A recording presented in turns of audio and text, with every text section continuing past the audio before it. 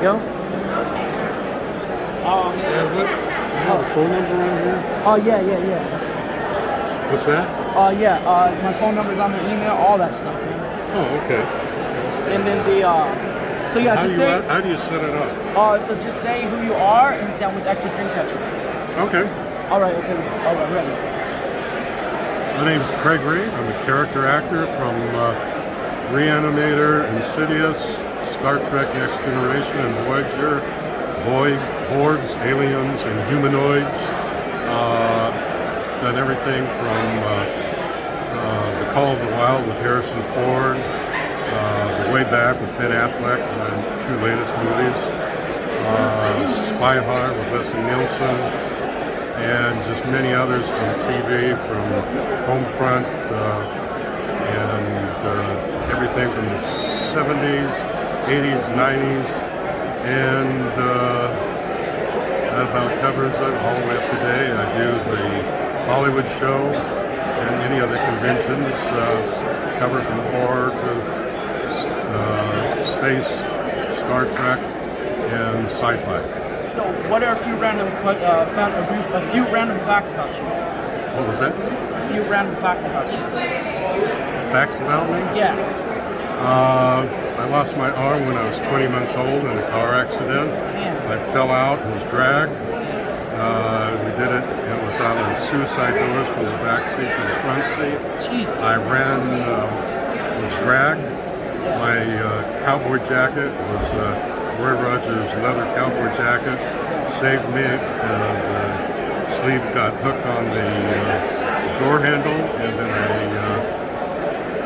it popped out when the door opened and the air popped the door open. I was dragged like a tether ball bouncing around. Took me to the hospital, and about a week later I got blood poisoning, and so they had to amputate my arm. And this is 20 months old. I wasn't even 2 years old yet.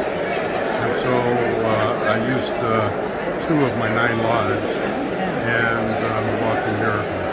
So that was my first stunt job, my first acting job, and I wasn't in Screen Actors Guild, so I didn't get any residuals and no pay. How about your worst fear? Huh? Your worst fear? My worst fear?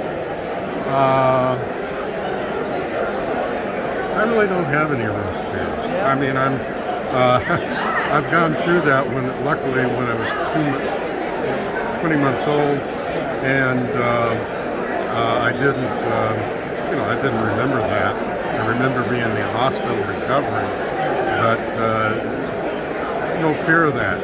When you go through that, even at a young age, and it's not too much that scares me. I'm also a longboard surfer from Huntington Beach, California. Served at the Huntington Beach Cliffs and the pier, and I almost lost one of my, I used up another one of my 9 lives.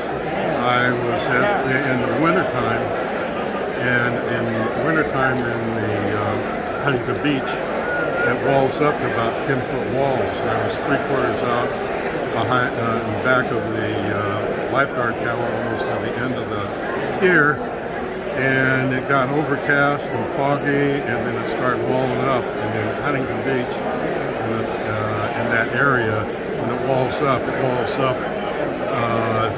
10-foot cliffs, and they're about a half mile to a mile long, and then they crush down. I got pulled over and sucked under. My feet hit the bottom, and when I came back up, my board was on the beach, and it took me about 3 crushes in there, and it just stiffed up my body and made it look like a piece of driftwood, and I got pushed back in there. So that was it.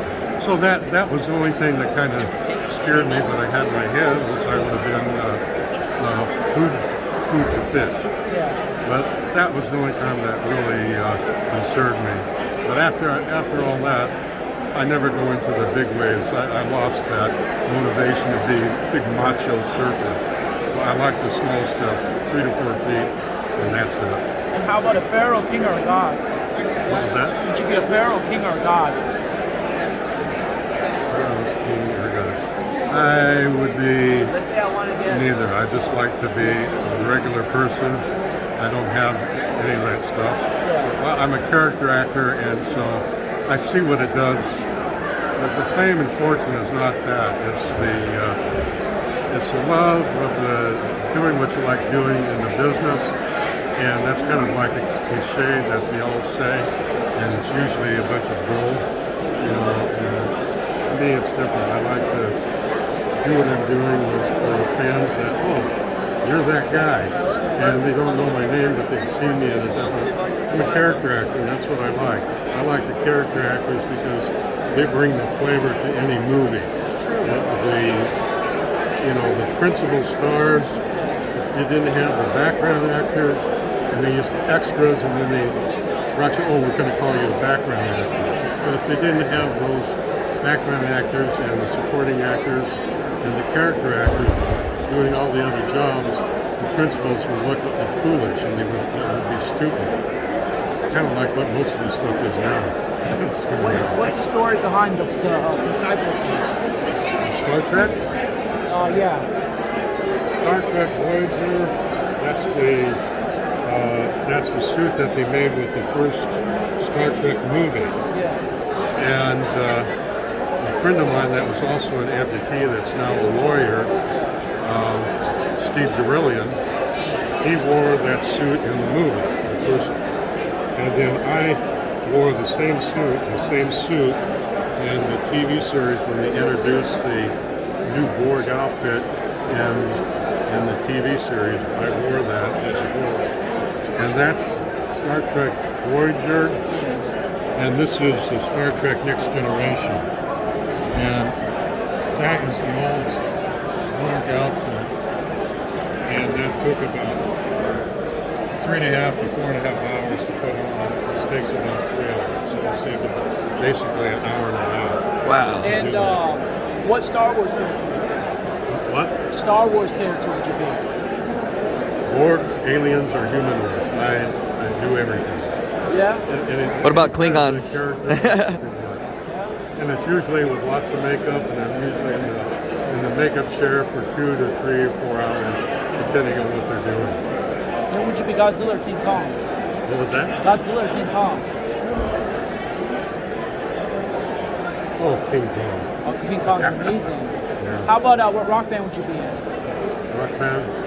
Beach Boys. Or Def Leppard, because he's the only one that had accident, lost his arm. Yeah. And my brother-in-law and my two brother-in-laws both played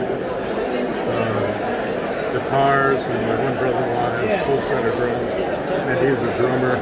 I go out there and beat the drums, but I'm over at his place. But Def Leppard, drummer, I'm impressed with the way he does it.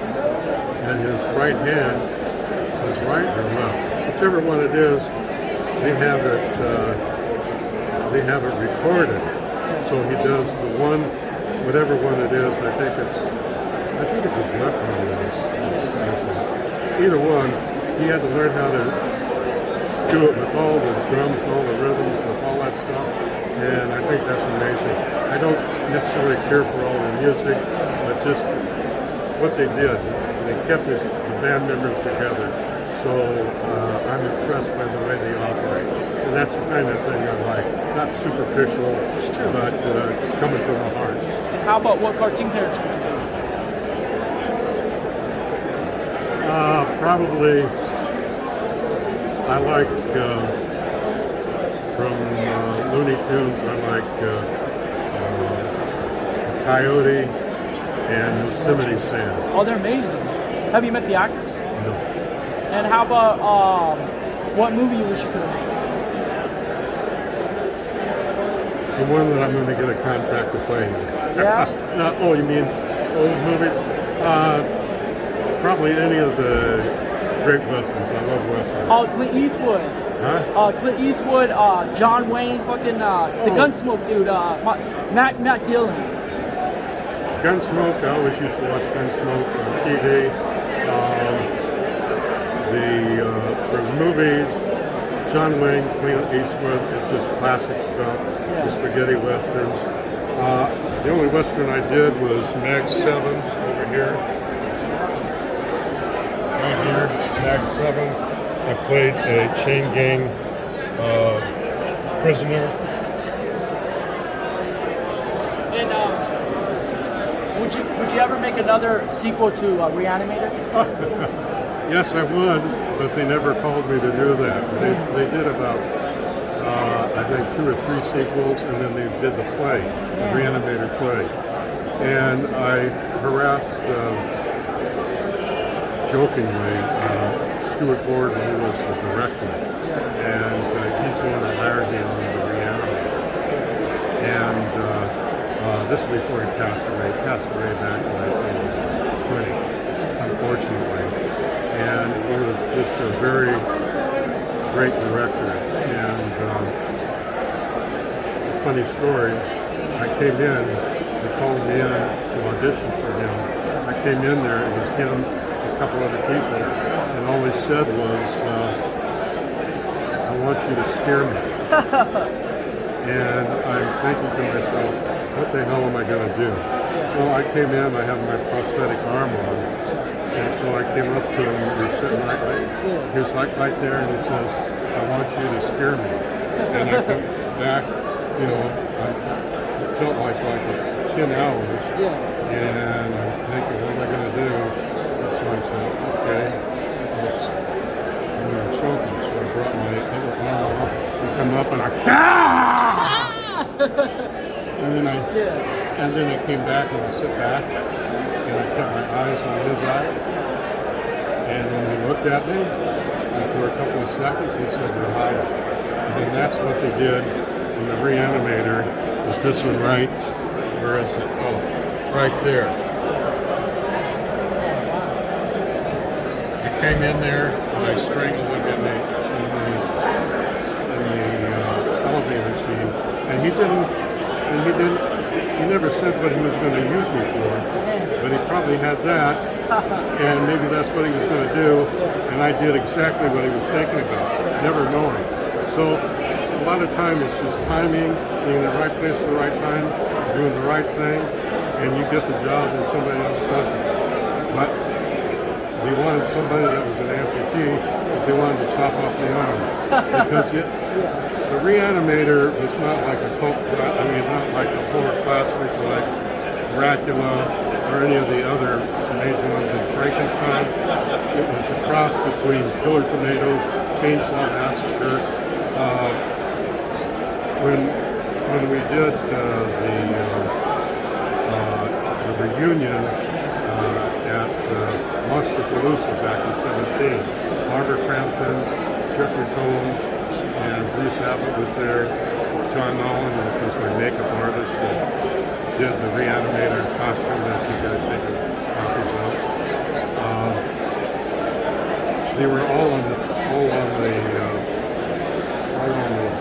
board doing the interviews and stuff, and he said when we looked at Stuart Gordon's script, it was so gory, we had to figure out how to lighten it up. Well, it became a tongue-in-cheek story. Oh yeah, they made like 3 different cuts of it. Yeah, and when they bring all the zombies back to life with the Reanimator juice,